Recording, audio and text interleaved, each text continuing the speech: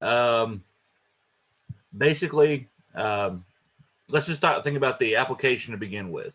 What exactly is that application for law school, grad school look like? Of course, you start with your transcript, right? Which tells you, gives people an idea of what or how well you performed as a student. So it gives you an idea of what classes you took, things like that. So you have your transcript, so you're gonna have your transcript, then you're gonna have, of course, your resume. Resume, of course, tells you, gives people a timeline, gives some people an idea of what skills you might have based on your experiences. If you go to grad school, it's the GRE usually. If it's law school, it is the LSAT score. So of course, what's going to be told there is it's going to put a number on some of those skills that they're looking for as they try to compare you to other people. Your GPA does the same thing, of course, on that transcript. How well did you do in your classes? Let's try to compare people. It's basically cold hard data. That's all it really tells you. Trying to compare, put you, basically make you into a number. That's where the personal statement comes in. Personal statement is your chance, your one, really sometimes your one and only chance to make it truly personal and tell the committee, the admissions committee, who you are. And the question obviously, well, what should I write about? What should I talk about? And a lot of people give you, there's ideas. So for example, some people say, write about a personal challenge or a hardship that you experienced, or some achievement perhaps, or hobby that you have that makes you unique. Some might say, give me an experience that taught you about yourself, a personal value, a characteristic that you learned about yourself, or maybe some other project or pursuit that you're just really proud of and you want to tell people that makes you an individual, makes you stick out from the crowd. Because remember, an admissions committee is going to read hundreds of these, thousands of these. And the letters of recommendation are going to come in and they're going to help, make you more of a person. But ultimately, as you can imagine, most letters of recommendation are all going to be positive. It's going to suck if they're negative because those are going to stick out like a sore thumb. So the vast majority of those are going to be positive. But ultimately, what's going to come down to what you make it as an individual is that personal statement. So the question therefore becomes, what are you going to write about? And ultimately, that's entirely up to you. But you've got to make that is your one shot to make you look like an individual. Now, there are things you should never do in a personal statement, which is, for example, number one, you got to proofread it. You got to edit it. Have other people look at it. In fact, if you can, get one of your professors, get someone who is not as familiar with you because if it's your parent, if it's someone who really knows you well, for example, they're going to look at it with unconscious bias. They know you, they like you, you have to know your audience. Your audience, in this case, that admissions committee, doesn't know you. So you've got to find someone who can give you an impartial, unbiased opinion. And of course, oftentimes most professors can separate those two things. The professors are great, Dr. Mitchell, Dr. Mike. I'd be happy to do it. So whatever the case happens to be, we can separate ourselves, and we're used to looking at you or your work, and we can take the personal out of the equation. So I'm looking at it from an impartial viewpoint. So so make sure you have someone who looks at it, gives you advice, you proofread it. Some people will even give you the advice, write 2 or 3 personal statements. See which one you like the best, because you can have 2 or 3 stories that are helpful, and then which one came out the best, which one sounds the best, looks the best.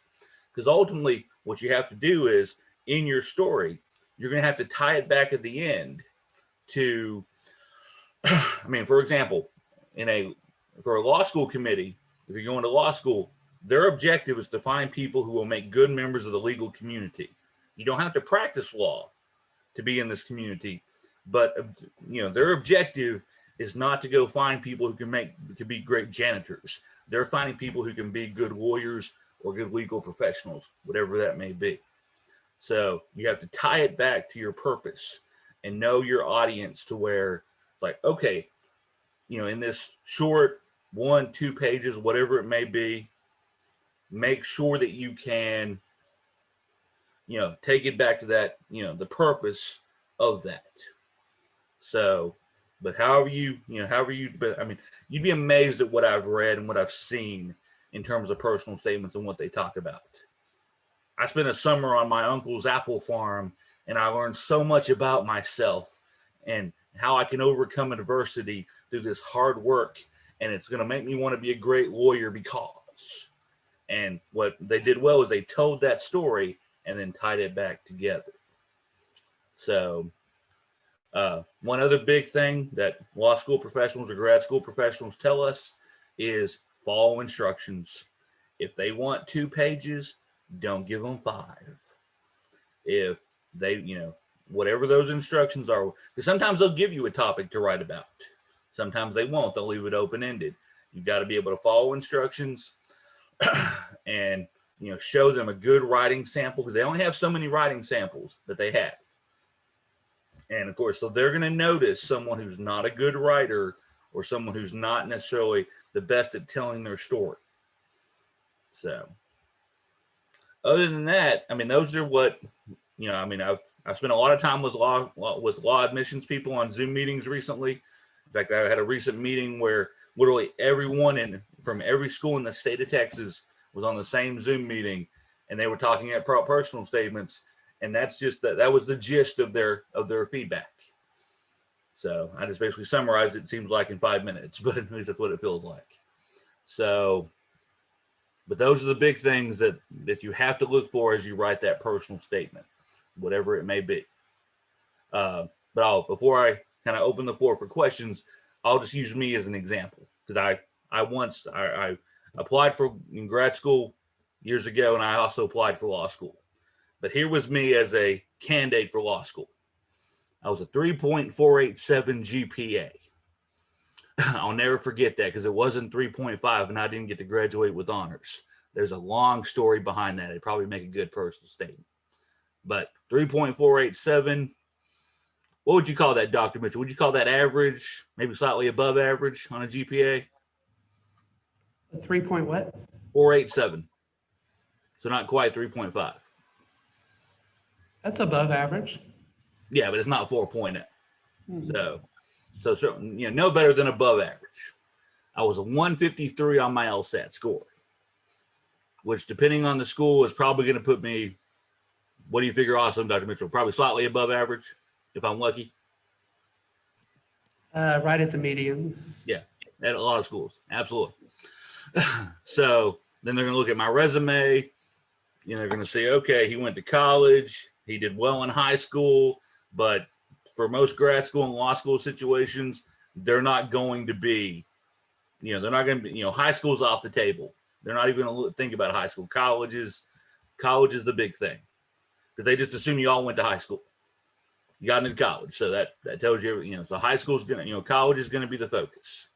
If you went to grad school before law school, for example, that's kind of like an added bonus. But, because they try to put everyone on that equal playing field. But that's what they had with me. I was a cashier, for a few years during college. So I worked, I could show I was responsible. Maybe that might explain why my GPA was a 3.487 and not a 4.0. But still, because I had to work and pay bills and things of that nature. And what's ultimately going to happen, though, of course, is they're going to look at me and go, okay, I'm average to slightly above average. Why should I allow this person to come to my law school or my graduate school? That's where that personal statement came in. Maybe I'd like to think I wrote a good one and it got me in. So only, I have no way to know except for the fact I can tell you what acceptance letters I got. I got an acceptance letter to a law school in San Antonio. I got an acceptance to what is now Texas A&M University Law School. Back then it was Texas Wesleyan. I got into University of Houston with those numbers. And then I got rejected to UT. I got, I think, on the waiting list to SMU. So I mean, that just gives you an idea because, of course, to UT, I was below average. UT is incredibly hard to get into for law school. And there's probably some other schools that I probably was below average too, or just right at the median. So that personal statement can put you over the top in that regard. So, but those are kind of some ideas of what you should be thinking about as you're writing that personal statement. Think about your personal story, that challenge, that hardship, that achievement, that hobby, that that that adverse situation you pulled yourself up through and did well on, whatever it may be. Things like that. Things that make you you and would make you a good candidate for graduate or law school.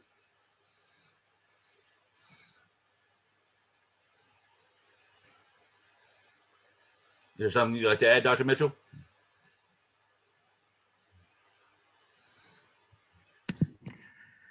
Dr. Monroe, how would I make the connection to my story about picking apples to wanting to study law, or my story about picking apples and wanting to study international relations? How do I make that connection? The ones who do it well that I've seen that would tell stories like that is, I know law school will be a tremendous amount of work, especially that first year. Grad school, same way. So, I learned that I can do this level of work and be successful. It was one of the first times I saw that I was able to put in a 12-hour day, 14-hour day of grueling hard work and was still able to do well. I didn't, or, I saw the people you said the example of international relations.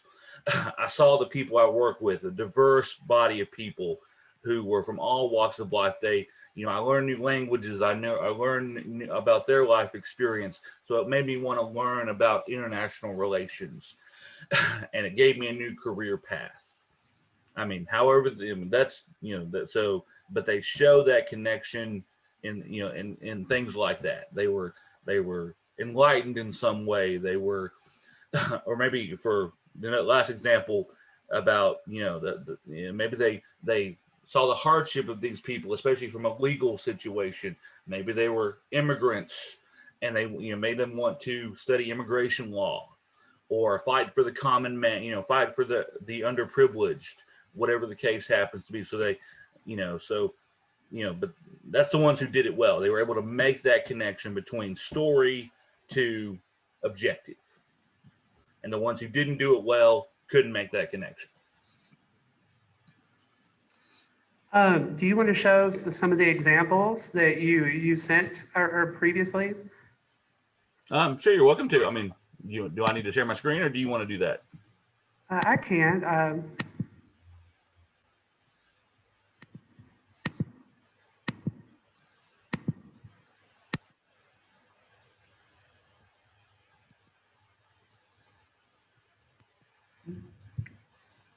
In fact, that University of Washington one I used some of their advice to tell you, give you an idea of what to write in that personal statement.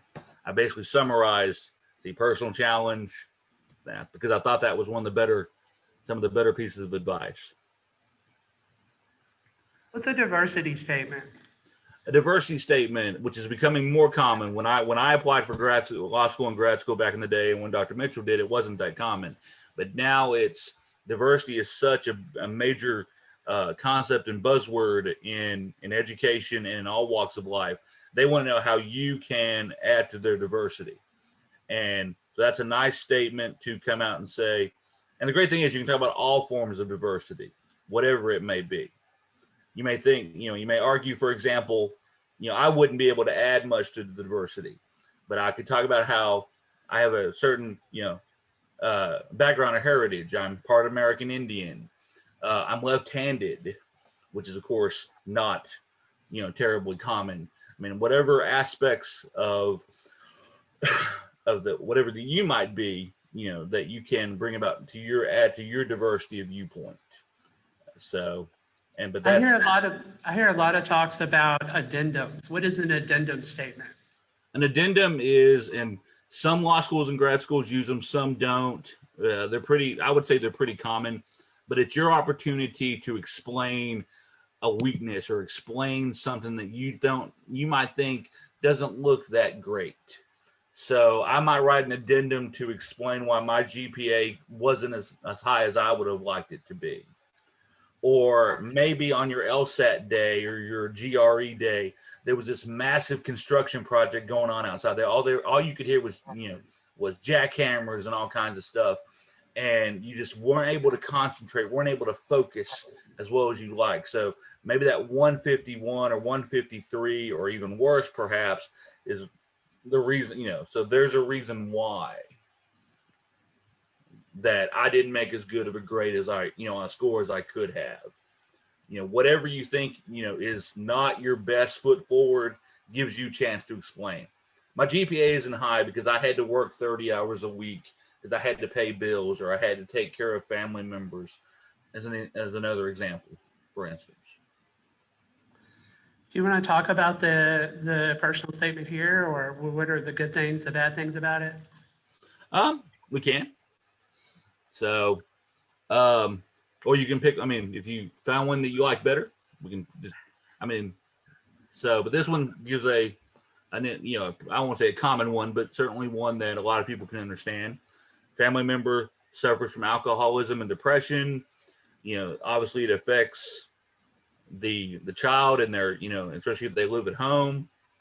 And then of course so you're going to have to deal with those feelings and those emotions as you try in being able to try to succeed in your own, you're talking about your feelings. This person's also an immigrant, of course, which brings about their own set of issues and opportunities and challenges.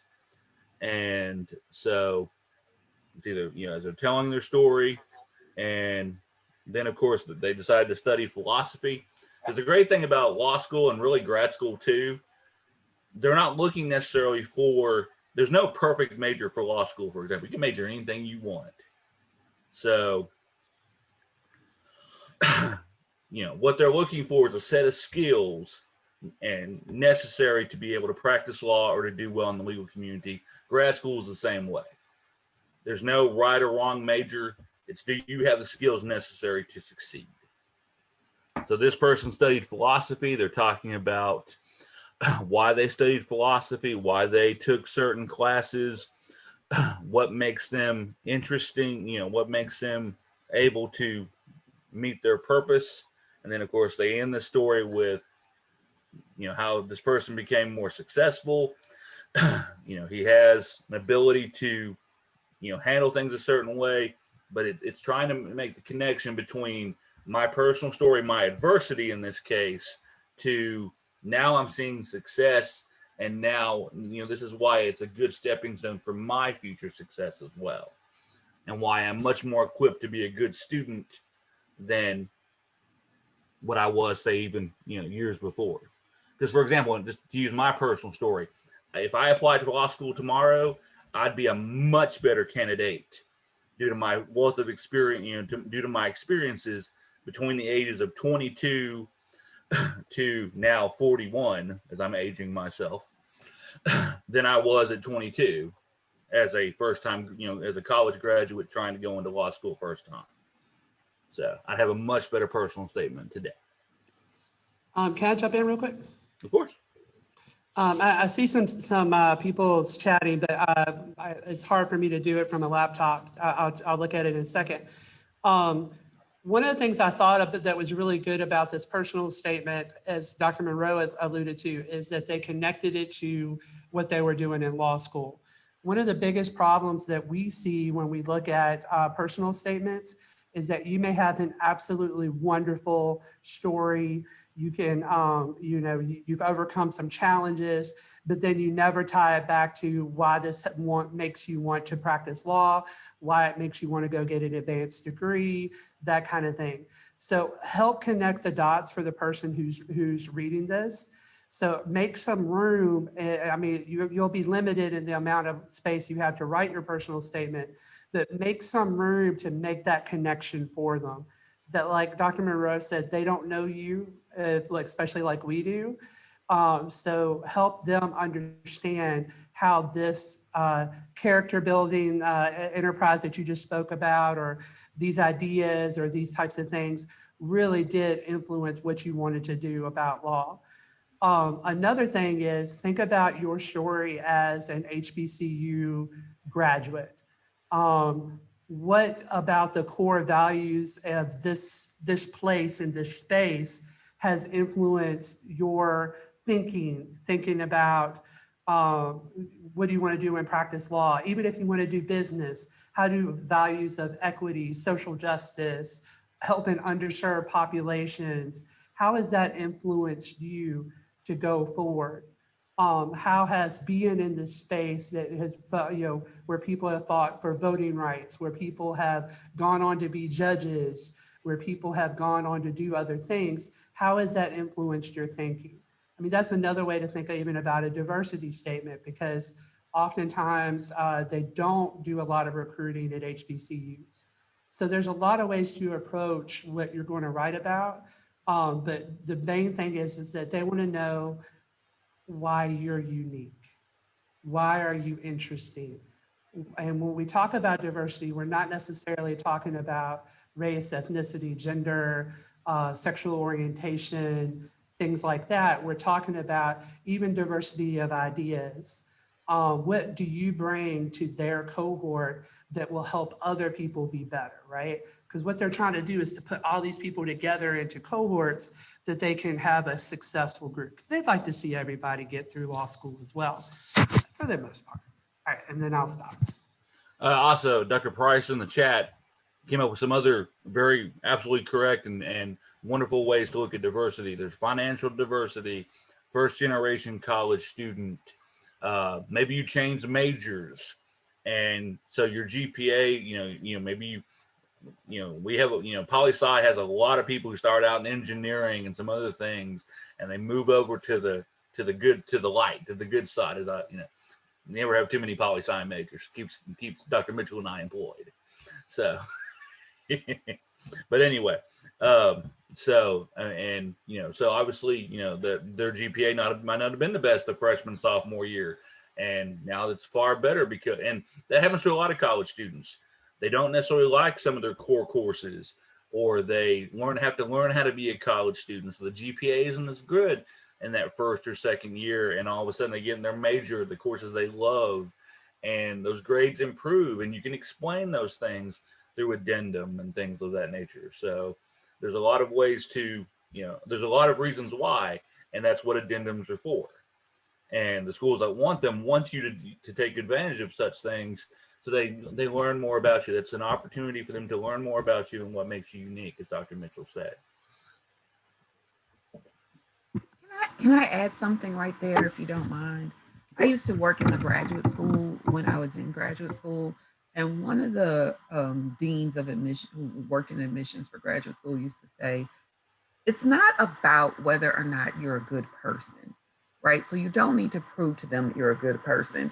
You're really just telling these stories as a vehicle to help them understand how you understand things that happen in your life, how they can apply to a bigger picture, right? So notice in that statement, the guy is telling this story about his father, but it really is about how what he knows about his father made him more interested in public service. So it's about what this thing in your life is that's happened that makes you understand more about the bigger picture, or about the world, or about what it is your calling is to do, right? So you don't have to tell them you're a good person. They don't care if you went to church. They don't care about any of those things. They really only are trying to get to know you as a person who would be good in their program, right? And so if you don't bring it back to, and this thing helped me understand the need to study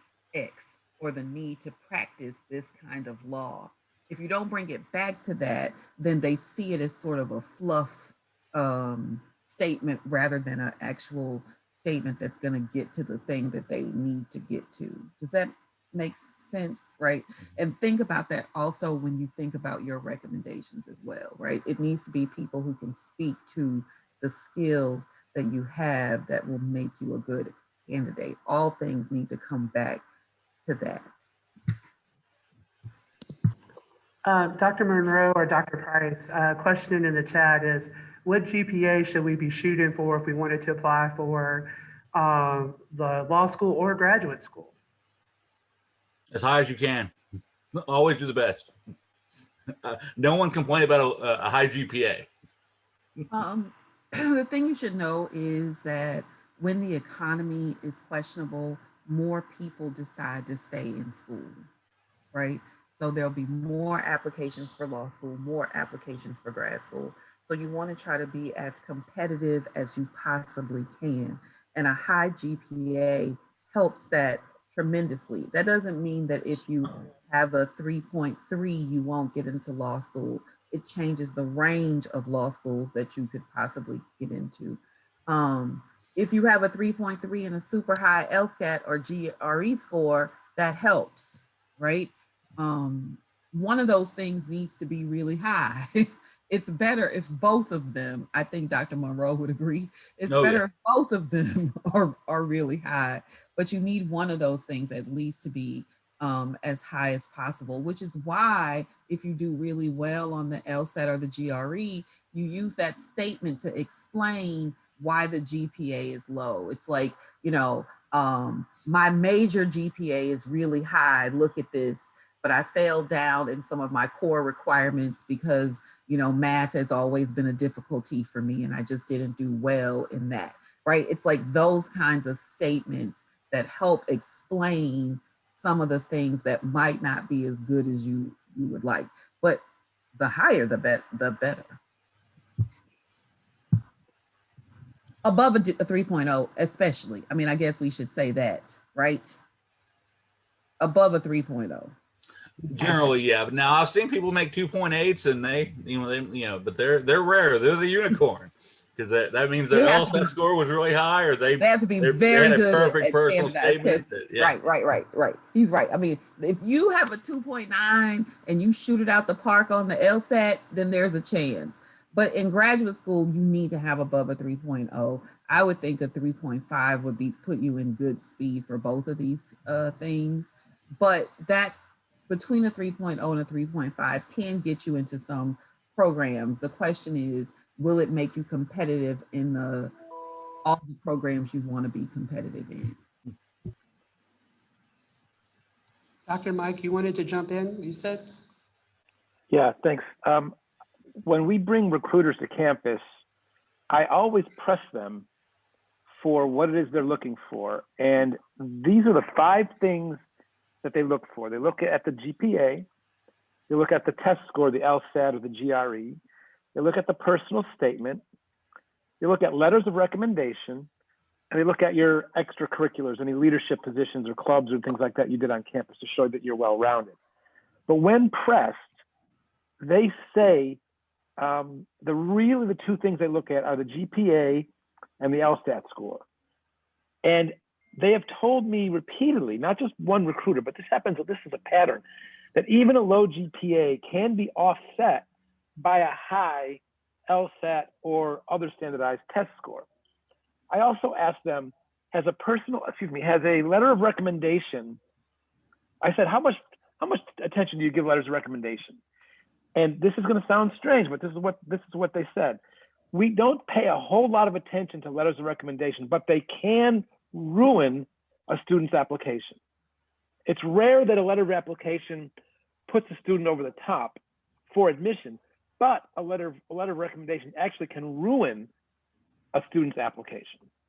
I found that a very insightful comment. So you do have to choose your recommenders carefully to make sure that they won't say anything negative about you, because that might actually end up breaking the tie against you in that respect. But really, I think the 2 main things are that GPA and that LSAT or GRE score. And when I write letters of recommendation, I look for ways I can brag about the student's GPA. If the student has a better GPA in their major, I hit that. If the student has a better GPA in the last 2 years of college, I hit that. If the student had a semester from hell and then recovered, I hit that. And I talk about the student's growth. I talk about how the student matured. I talk about how the student is now ready for the rigors of law school. Those are the same things you can talk about in your application too, to show that you've changed, to show that you've grown, to show that the 4 years you spent in college, or the 5 years, or however long it takes, doesn't matter how long it takes, that you are not the same person you were when you started. And of course you do have to sell your uniqueness, because they want to know why they should take you over anybody else. What is she or he going to add to our student body? I know it's a hard question to ask, but I often encourage students to ask, not just ask professors if they'll write a letter of recommendation for them, but whether or not they'll write a good letter of recommendation. Are you willing to write a good letter of recommendation for me? Right? So Those are two yeah, very, I actually, because some people write letters that are too short. Like, the thing is, people may not look at the content of your letters, but if it's 2 paragraphs, they look at that, right? They know that this isn't somebody who is serious, right? So I always make sure that at the very least, these letters go over 1 page, because a 2-page letter looks better sometimes than a half a page letter.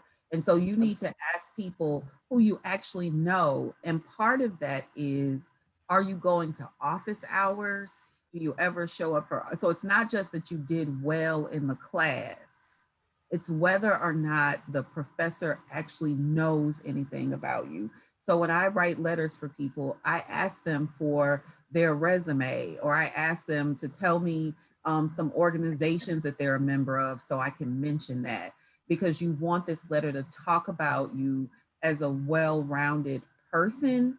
But that's impossible if the people don't actually know you. And I often find that people say, hey, I got an A in your class 3 years ago. Can you write me a letter of recommendation? But they never came to office hours. They never spoke in class. They never said a word. I don't know anything about them. And this is where your professors getting to know you becomes really key. So start now going to talk to the people who you think you want to write these letters of recommendation about your plans going forward. So I have actually several times, I've been here for 17 years, and I have, not a lot, but I have actually had to say no to students who have asked for a recommendation because I simply did not know them. A couple of times I said no because the student did not behave ethically in my class. But when a student is on the bubble, I will say, I really can't write that much because I don't know you that well. If I'm your last resort, then I'll write you something, but you should know that I can't write as strong a letter as if I had known you from office hours. Like Dr. Price said, she's absolutely right. You've got to get to know us so that we can write something about you and not about your grades. You know, your grades are obviously found on the transcripts. We want to write about you, and we need to get to know you to do that. Traditionally, what I do when I write letters, I will tell them, this is what I'm able to comment on. Do you still want me to write a letter? Particularly if there are some questionable things that I have that by knowing the student. But everybody is absolutely correct. You need to start developing a relationship with people. Not only will it help your success in the program and getting out of peer review, but then it will also help us write better letters and tell your story a lot better. Have a resume, even if it's just a list of stuff that you've been involved in. I've had a couple of situations where people's like, resume? I don't know how to, what do you mean resume? Have a professional resume ready to go at any time, because you never know. Somebody might be really ready to give you a job. You know, so you want to be ready to do that. Yeah, I show rough drafts of letters as well. I do too. I mean, I'm all for being upfront and transparent. But again, those are probably the least important of the 5 things they look at, only except insofar as they might actually tank your application if the recommender says something negative. And we have ways of doing that, by the way. You know, we have ways of saying things negative. You know, a professor might say, she never made the same mistake twice. That is damning by faint praise right there. So we have code words of letting people know that we don't think this is the strongest applicant. What we would, little I but know I'm honest about that. her extracurriculars. People say things like this. What little I know about her extracurriculars, or they say things like she was not very talkative in class, but she did get an A. Like those are not things that are helpful. And so people, when they're looking for extra ways to sort of push your case forward, that's when letters come into play, right? When they're like, hey, this person is on the fence, but look at what her professors said about her, or look at what her professors said about her that or him that were negative. And that's what you actually don't want. The other thing that is true about graduate school is if I know you and I know somebody in the program that you're applying to, then I also email that person to be looking out for you. That means I'm putting my reputation, we're all putting our reputations on the line for you. And so I'm not gonna put my reputation on the line for a kid that I don't really know, or a kid that I don't trust who can actually get their work in on time, or who I don't know, because that means that other kids I send their way, they'll be like, oh no, you sent me a dud. I don't take your opinion as well. And so it's those sorts of behind the scenes kinds of activities that can happen, but you want to do that for people who you know well and for people who you believe will do well. Also, the alumni that have been to these places before will do you a lot of justice. We've had that happen, I guess, with Texas State and a few other places where we've sent successful students there and they said, we want more. And then they come back over and over again. We want more students. So, we do have some of those connections too. Ladies and gentlemen, we're running short on time. So what questions do you have? And you can unmute and ask. Or put it in the chat, whatever's helpful for you.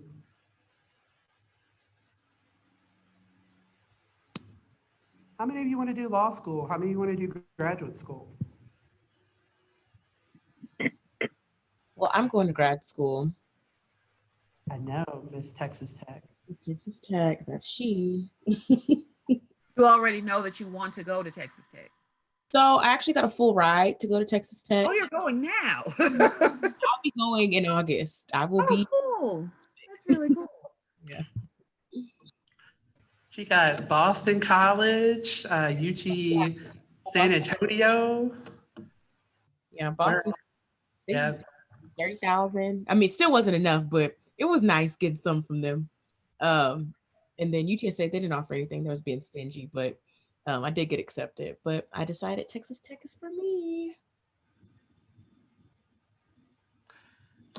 Before we start getting out, what is the timeline for some of these things, Dr. Monroe or anybody else? When should we be thinking about getting personal statements written? When should we be thinking about law school applications or grad school applications? Like when do we need to be doing these types of things?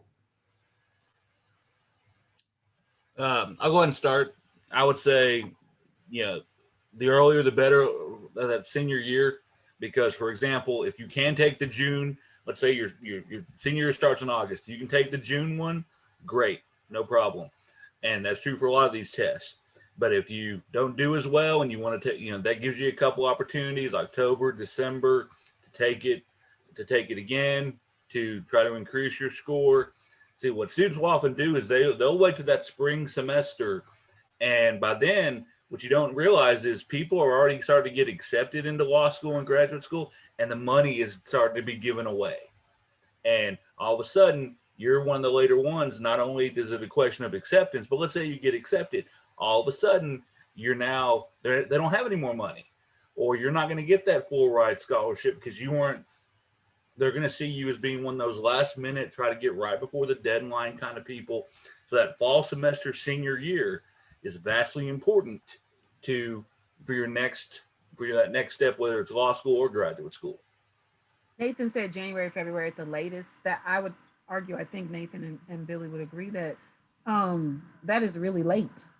You really want to by a Thanksgiving of your senior year, you want to have this stuff ready to roll because they do this stuff on a rolling basis. Mhm. And departments and law schools need time to put you up for potential scholarships and potential funding opportunities that exist on their campus. And so they're competing with other people as well. And so the more time they have, to get you into a competitive funding situation. And at the end, they're still taking people to round out their class, but all the perks likely have been given to the people who apply early, right? So you want to, if you should be finishing up, in my opinion, I don't know if they will agree, but Thanksgiving of your senior year really should be application weekend, right? Where you were, but that also means that you also then have to have contacted your referee, people who are going to write your reference letters by then, to give them time to get those things in, that you've done all of those things. And for me, once I get a letter for you, it makes life much easier. And so I really only need the first draft. If you can get a first draft of a letter of recommendation, I think from any of us, then all the other letters are simpler. And so the earlier you ask, the better, because you're ahead of the crowd for us, and you're ahead of the crowd for everybody else. By January, we're not just writing letters for people who are going to graduate school and law school. We're also writing letters for study abroad, but letters for summer internships, letters for summer Greek housing. And so the number of letters that start to come by January and February are enormous. And so if you ask me in the fall, it's just better for you. She's right. I mean, I so agree with Dr. Price that they have any institution that has early admissions, you want to do that because that increases your chances of acceptance. So if you're a junior, start planning this summer to take your if you're a junior, start planning this summer to take the LSAT or the GRE if you can. If you're or the earliest date you can in the fall to take it. Start preparing for that as a plan. Also, if you have to take it again, you still have time if you've taken it in the summer to get it in earlier in the fall. So sort of think through that. It's not too early, by the way, to say to any of the people who are talking to you right now, I'm thinking about going to graduate school. I know I'm going to apply for graduate school next year. I know I'm going to apply for law school next year. Now is not a bad time if you're a junior to start asking, talking about those things. We have the summer is a time where we have some breathing room to think about these things and to maybe talk to you about these things rather than when we're in the middle of the school year crunch and you have waited late and now we're feeling the pressure of what's going on in our semester too. So think about saying this summer, I'm thinking about going to graduate school. This is a time we can help you make lists. This is the time we can help you start to say, hey, why do you want that school over this school? Would y'all agree with that too? Oh, absolutely. Yeah. Yeah, we've all written, I've just checked my catalog. I've written, since I've been here, I've written about 700 letters of recommendation. And it's for, getting into grad school, law school. It's for students applying to nursing school, to Greek memberships, scholarships, foundations, literally hundreds of them. Yeah. And I don't have a boilerplate. I try to write a unique letter every time, and that does take some time. So please let me know as soon as possible if you need a letter and if I can write you one. Right. If not in February, you're going to be chasing me for that letter, right? Like I'm going to be like every week you'll be asking me for that letter in February. In September, I have more time to get it done. It's just the way it works. Yeah, you have to remember the academic calendar. When you're busy as a student, we're just as busy. We got final grades to do. We got X, Y, and Z to accomplish. Yeah, we're just as busy as you are. Any last questions? Also, remember, by the way, you can do JD PhDs. Oh, absolutely. Yeah. So it doesn't have to be law school or graduate school. You can do JD PhDs in lots of places. So you can do both.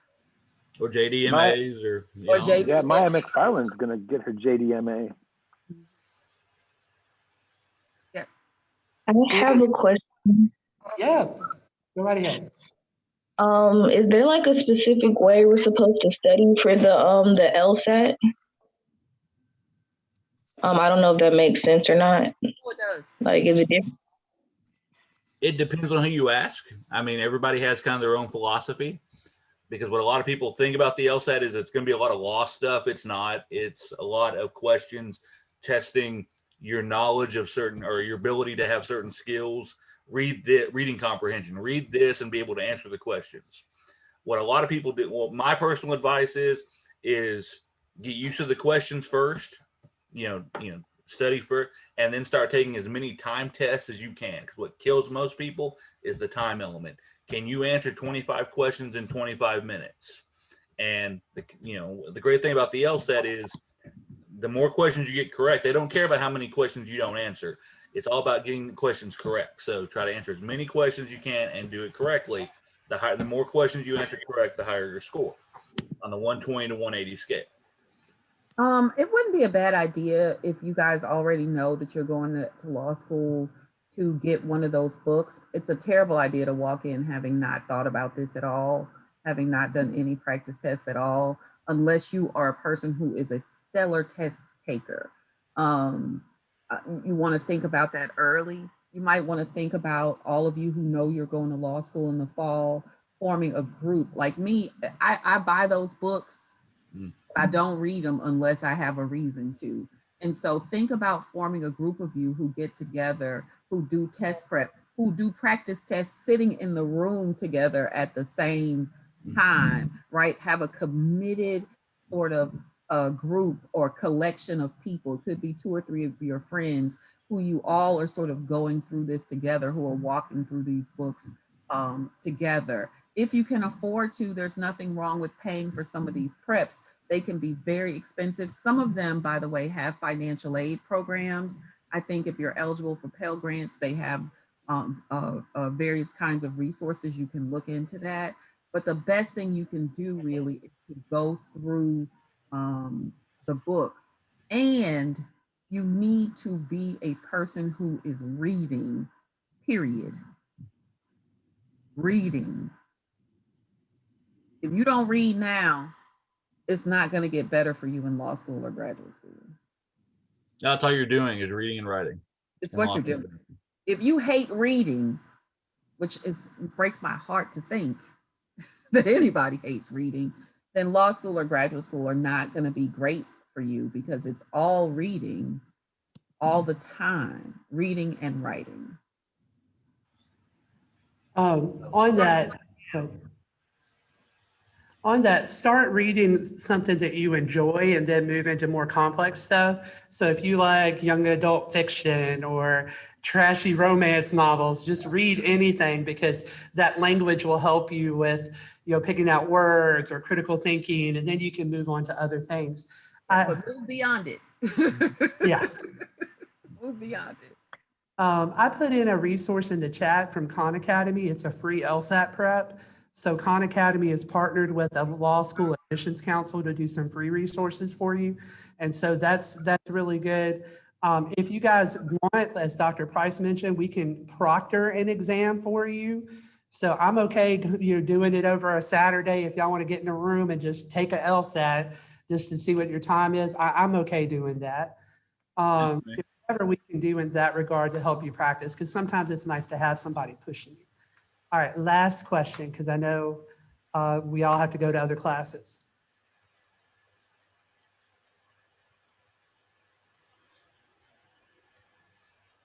All right, everybody, thank you for coming. And Dr. Price and Dr. Monroe and Dr. Mike, thank you for coming to visit our course.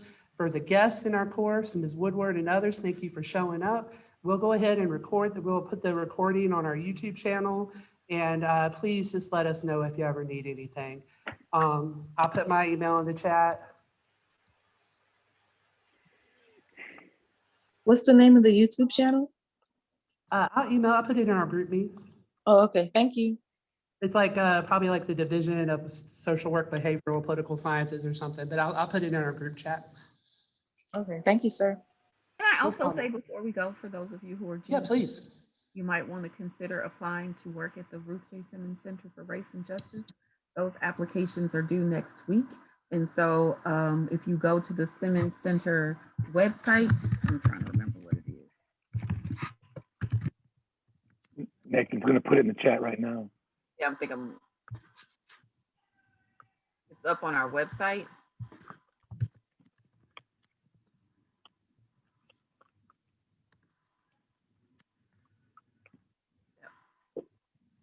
So we need anybody who is a rising junior or senior. We have had maybe 10 applications so far.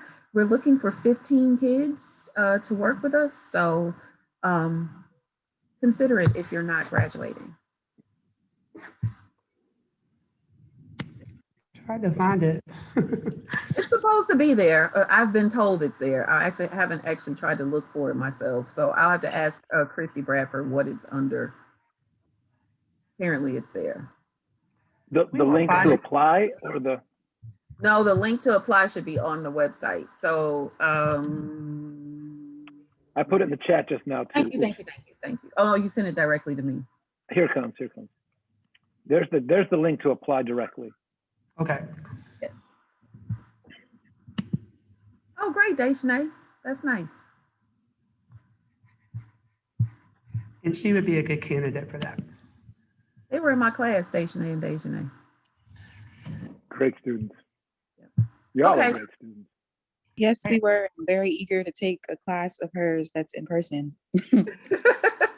We all can't wait for that. I mean, I think we'll all be back in person doing all of this. So it'll be much better for those of you who are probably applying next year because you can catch us in the hallways and other places like that. It'll be great to see your faces.